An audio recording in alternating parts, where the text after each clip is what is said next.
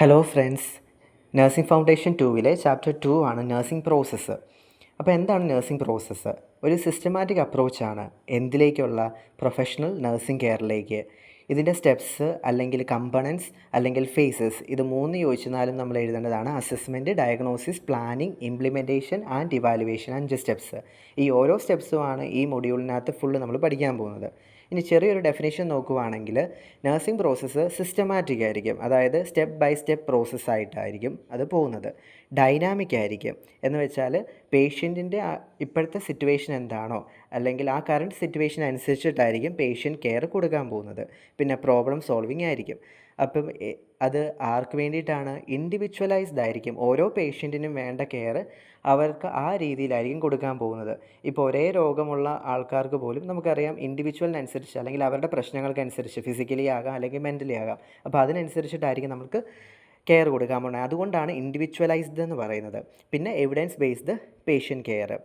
അപ്പോൾ അതിനകത്ത് വരുന്ന കാര്യങ്ങൾ ആദ്യമേ ഞാൻ പറഞ്ഞ പോലെ assessment, diagnosis, planning, implementation, evaluation. ഇനി അഡ്വാൻറ്റേജസ്. പേഷ്യൻറ്റിന് എന്ത് അഡ്വാൻറ്റേജാണ്? നമുക്കിതുപോലെ ഓരോ മനുഷ്യന്മാരെയും അല്ലെങ്കിൽ ഓരോ പേഷ്യൻറ്റിനെയും കണ്ട് മനസ്സിലാക്കി അവരുടെ പ്രശ്നങ്ങൾ മനസ്സിലാക്കുന്നുണ്ട് ആ ഒരു ഇൻഡിവിജ്വലൈസ്ഡ് കെയർ കൊടുക്കാൻ പറ്റും. ഓരോരുത്തർക്കും യുണീക്ക് ആയിട്ടുള്ള നീഡ്സ് ആയിരിക്കും. അപ്പോൾ ആ ഒരു യുണീക്ക് നീഡ്സ് കൊടുക്കാനായിട്ട് പറ്റും. പിന്നെ സേഫ്റ്റി കൂട്ടാനായിട്ട്, മെഡിക്കൽ എറേഴ്സ് കുറയ്ക്കാനായിട്ട് പറ്റും. അതുപോലെ ബെറ്റർ ഹെൽത്ത് ഔട്ട്കമും ഫാസ്റ്റ് റിക്കവറിയും സാധ്യമാകും. പിന്നെ ആ ഒരു നേഴ്സ് പേഷ്യൻ്റ് റിലേഷൻഷിപ്പ്, കാരണം നമ്മൾ അവരെ പ്രത്യേകമായ രീതിയിൽ കെയർ ചെയ്യുന്നുണ്ടല്ലോ, ഇൻഡിവിജ്വലൈസ്ഡ് ആയിട്ടുള്ള കെയറാണ്. അതുകൊണ്ട് തന്നെ ആ ഒരു റിലേഷൻഷിപ്പ് നമുക്ക് നല്ല രീതിയിൽ മെയിൻറ്റെയിൻ ചെയ്യാൻ പറ്റും. ഇനി നേഴ്സുമാർക്ക് എന്ത് അഡ്വാൻറ്റേജാണ് കിട്ടാൻ പോകുന്നത്? അവരുടെ പ്രൊഫഷണൽ അക്കൗണ്ടബിലിറ്റി, ഓട്ടോണോമി, സ്വയം തീരുമാനം എടുക്കാനുള്ള ആ ഒരു പവർ, അതാണ് ഓട്ടോണോമി എന്ന് പറയുന്നത്. Then critical thinking, evidence based practice, time management, work load prioritisation, പിന്നെ കണ്ടിന്യൂറ്റി. ഇപ്പം നമുക്കറിയാം ഒരു ഷിഫ്റ്റ് കഴിഞ്ഞാൽ അടുത്ത ആൾക്കാർ വരുമ്പം അതും നമ്മുടെ ഷിഫ്റ്റ് കൊണ്ട് തീർന്നു പോകേണ്ട കാര്യമല്ലല്ലോ. അവരോടും നമ്മൾ പറഞ്ഞ്, അതായത് ഓവറോൾ ആ ഒരു പ്രോസസ്സ് ഇങ്ങനെ നടന്നുകൊണ്ടിരിക്കുക, കണ്ടിന്യൂസ് ആയിട്ട് നടന്നുകൊണ്ടിരിക്കുകയാണ്. ദെൻ ക്യാരക്ടറിസ്റ്റിക്സ് ഓൾറെഡി പറഞ്ഞ പോലെ തന്നെ എന്താ, സിസ്റ്റമാറ്റിക് ആണ്, ഡൈനാമിക് ആണ്, സൈക്ലിക് ആണ്. സൈക്ലിക് എന്ന് പറയാൻ എന്താ കാര്യം? അതായത് ഇപ്പം ഈ 5 സ്റ്റെപ്പുകളും കഴിഞ്ഞു. Assessment, diagnosis, planning, implementation and evaluation.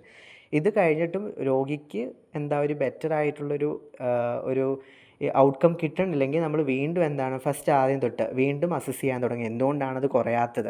അപ്പോൾ ആ ഒരു രീതിയിൽ വീണ്ടും ഇത് സൈക്ലിക് ആയിട്ട് പോകും. പിന്നെ ക്ലയൻറ്റ് സെൻറ്റേഡ് ഓൾറെഡി ഞാൻ പറഞ്ഞു, ഇൻഡിവിജ്വലൈസ്ഡ് ആണ്. പിന്നെ interpersonal, goal oriented, evidence based and adaptable. നമുക്ക് എല്ലാ സെറ്റിങ്സിലും ഇപ്പോൾ ICUവിലും വാർഡിലും എല്ലാം നമുക്കിത് കാണിക്കാൻ പറ്റും.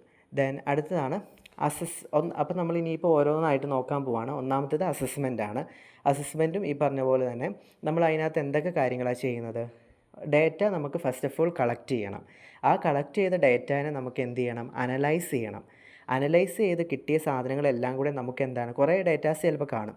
ആ ഡേറ്റാസിനെയൊക്കെ ഒന്ന് ഓർഗനൈസ് ചെയ്യണമല്ലോ. ഓർഗനൈസ് ചെയ്യുക, പിന്നെ എന്ത് ചെയ്യണം? വാലിഡേറ്റ് ചെയ്യണം, ദെൻ ഡോക്യുമെൻറ്റ് ചെയ്യണം.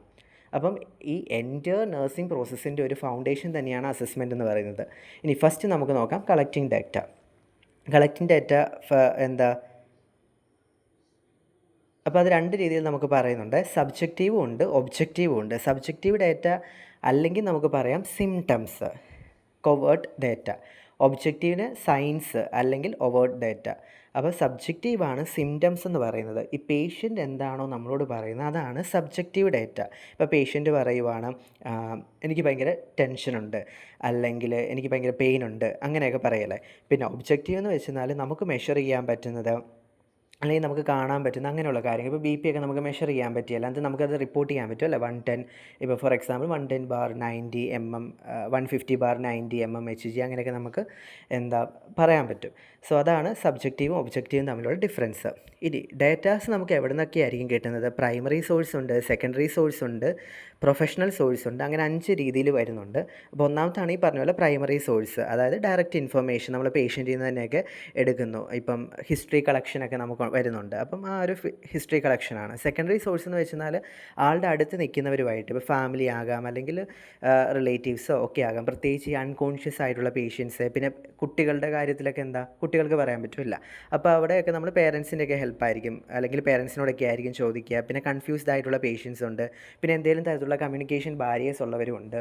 അപ്പോൾ അങ്ങനെയുള്ളവരുടെ കേസിലൊക്കെ നമ്മൾ അവരുമായിട്ട് അടുത്ത് നിൽക്കുന്നവരോട് ചോദിക്കും. ദെൻ പ്രൊഫഷണൽ എന്ന് വെച്ചെന്നാൽ ഇപ്പം ഹെൽത്ത് കെയർ മെമ്പേഴ്സ് ഉണ്ടല്ലോ, അതർ മെമ്പേഴ്സ്, ഇപ്പം ഒരു ഫിസിയോതെറാപ്പിസ്റ്റ് ആകാം, ഫിസീഷ്യൻസ് ആയിരിക്കാം, ഡയറ്റീഷ്യൻസ് ആയിരിക്കാം, ലാബ് ടെക്നീഷ്യൻസ് ആയിരിക്കാം, മറ്റ് നഴ്സുമാരായിരിക്കാം. അപ്പം അവരോടും എല്ലാം നമുക്ക് ചോദിക്കാനായിട്ട് പറ്റും. ഇപ്പം ആരെങ്കിലുമൊക്കെ ചിലപ്പോൾ എന്താ ആ ഒരു സമയത്ത് ഇന്ന രോഗിക്ക് ഈ ഒരു സമയത്ത് ഇന്ന പ്രശ്നം ഉണ്ടായിരുന്നു എന്നൊക്കെ പറയാൻ പറ്റുമല്ലോ. അടുത്ത ഡേറ്റ എന്ന് വെച്ചാൽ നാലാമത്തെ ഡോക്യുമെൻ്ററി ആണ്. ഡോക്യുമെൻ്ററി എന്ന് പറഞ്ഞാൽ നമുക്ക് കുറേ റെക്കോർഡ്സ് ഒക്കെ കാണുമല്ലോ, മെഡിക്കൽ റെക്കോർഡ്സ്. നമ്മുടെ ഒരു പേഷ്യൻറ്റിനെ തന്നെ എടുക്കുകയാണെങ്കിൽ ലാബ് റിസൾട്ടുകളും സർജിക്കൽ ഹിസ്റ്ററി കാണും, ഡിസ്ചാർജ് സമ്മറി. അപ്പോൾ ഇതെല്ലാം നോക്കിയിട്ട് നമുക്കത് മനസ്സിലാക്കാനായിട്ട് പറ്റും.